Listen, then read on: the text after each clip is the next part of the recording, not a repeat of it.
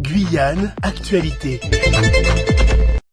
Couleur, sensé d'émotion parce que 78 personnes se retrouvent au chômage. Il y a des collègues qui ont plus de 40 ans d'ancienneté, du jour au lendemain se retrouver en liquidation, perte d'emploi. Ça fait très mal, ça fait très mal. On s'attend donc à la fin des vols aujourd'hui, le dernier vers Camopi. Comment est-ce que vous envisagez la suite ? Le dernier vol seulement s'envole à midi pour Camopi. À 14h, c'est la fin d'activité d'Air Guyane. Et nous, on déplore, comme je vous ai toujours dit, dans tous les communiqués de l'UTG, on est resté sur notre position.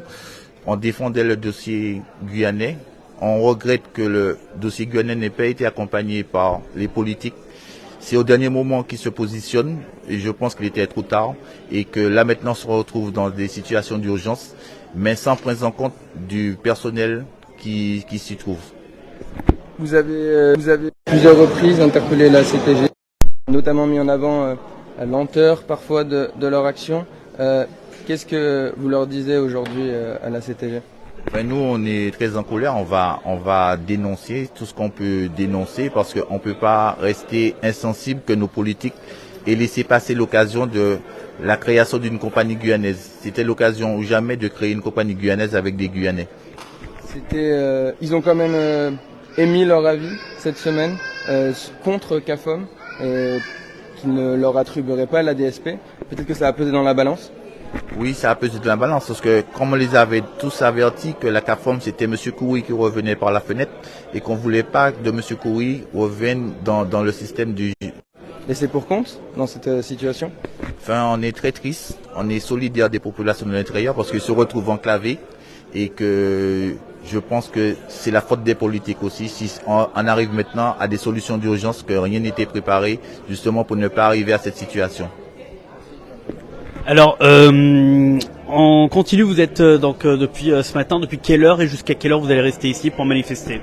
Nous on est là pour toute la journée. On va être mobilisés pour montrer vraiment notre colère à cette tragédie qui s'est passée ce matin, avec la complicité de l'État et de la CTG.